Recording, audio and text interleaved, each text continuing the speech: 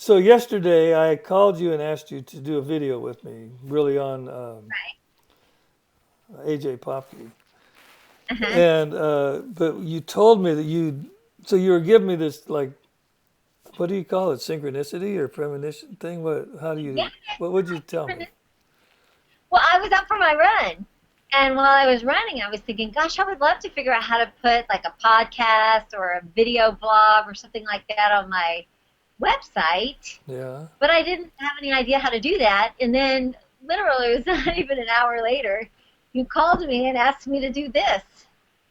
And I'm like, oh my gosh, I was just thinking about that and I didn't know how to do So I it. hear about those things, but I don't know that it happens for me. No, I mean, I don't know. So how do you understand that? Is that synchronicity? Do you have that happen to you all the time about things? How does it work? sometimes it does happen. Like, for example, there'll be somebody that I haven't heard from in a while, Yeah. and then I'll just send out a really kind thought about them. And then I'll think, gosh, I hope they're doing well.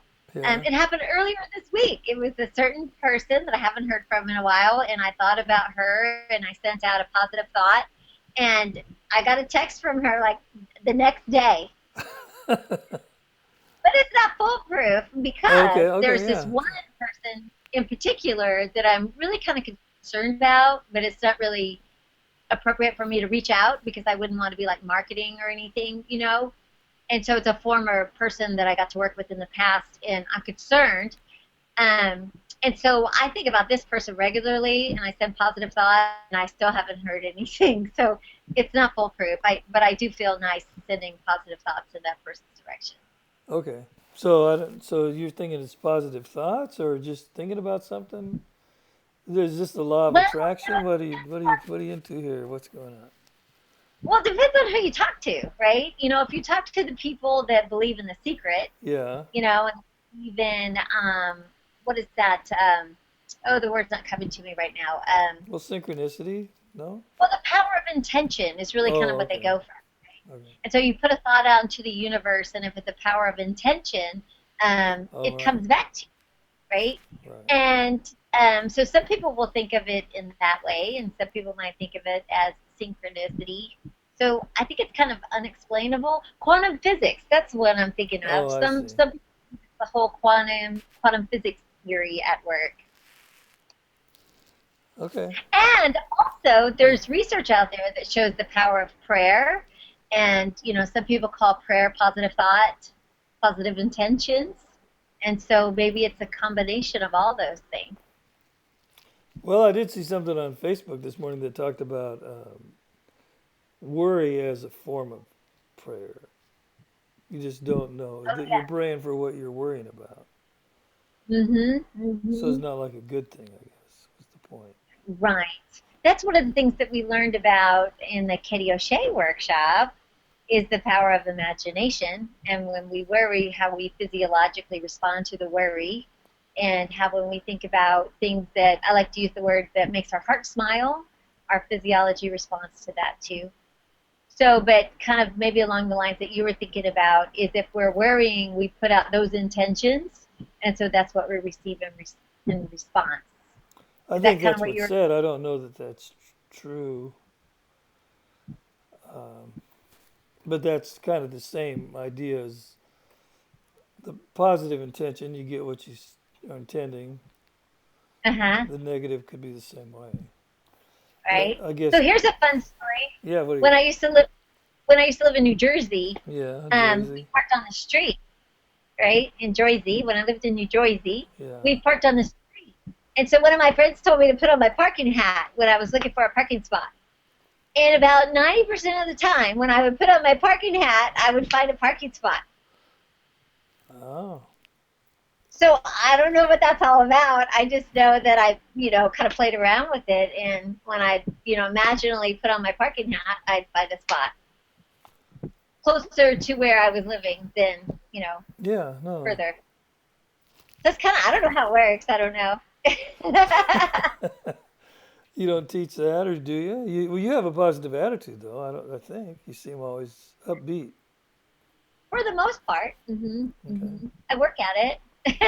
Oh, you do. I give Okay. myself options, right? I could sit here and be miserable and focus on things that create a negative space in my heart and in my body, or I can, when I notice that, go, yep, of course, and then what would I prefer to think about? What, and how can I do that? Those are my favorite questions. My favorite question these days is if it was okay to be safe. No, if is it okay to feel safe if you are safe? That's it. Oh, I love that. Yeah, I'm Yep. working with that. So, but what you were going to say, worrying is a form of imagining. So Yes, Katie I was like to saying talk. we do that, but she's not saying it is necessarily a bad thing. No, no, no. I think for what I learned from her workshop, now this is just what I took from it, is that what we think about and picture in our imagination, our physiology responds to that. Oh, okay, more than So creating intention. yeah, so Okay. lots of people already use great imagination to scare themselves, right? So Oh, since they're already using their imagination when they're aware of it, validate, normalize, and then redirect and focus our attention on something that slows down our physiology, kicks in the parasympathetic system instead of the sympathetic system. and that's happening in the background all the time. So we're always a little bit jazzed up because the body's connected with the mind, and the mind is worried more than it needs to be in that moment, I guess. Mm-hmm. Mm-hmm. Yeah, I've had Yep. a. I realized once going to the airport, and I had to turn around because I forgot my passport, and we headed back to the airport, and I was just like this, but the traffic was the same. I mean, the traffic was not. It was traffic. I was either going to get Uh-huh. there or not, but my whole body was lit up, and for no really reason other than mentally, I'd gotten myself in a Right. place of being stressed. Uh-huh. So it's I've just. done that. I had the best experience one time with that because I run right on time. And so What when do you I'm mean right on driving, time? What does that mean? I'm not an early person, we'll say that. I'm usually right on time, maybe right on time minus 5 minutes, something like that. Okay. Oh, you run So, right on time, like when you're doing live. yeah, I thought you yeah, meant yeah. jogging or something. Okay. Oh, no. Oh, I see, I see. Yeah, I just didn't know.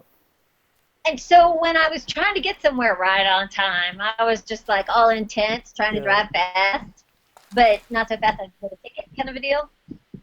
And then this one day I was just kind of had some extra time, and I saw the guy in the car next to me, and I imagined, looked like I normally look when I'm trying to get somewhere. Yeah. And he was speeding up, and he was all frustrated. He was all yelling at his wheel.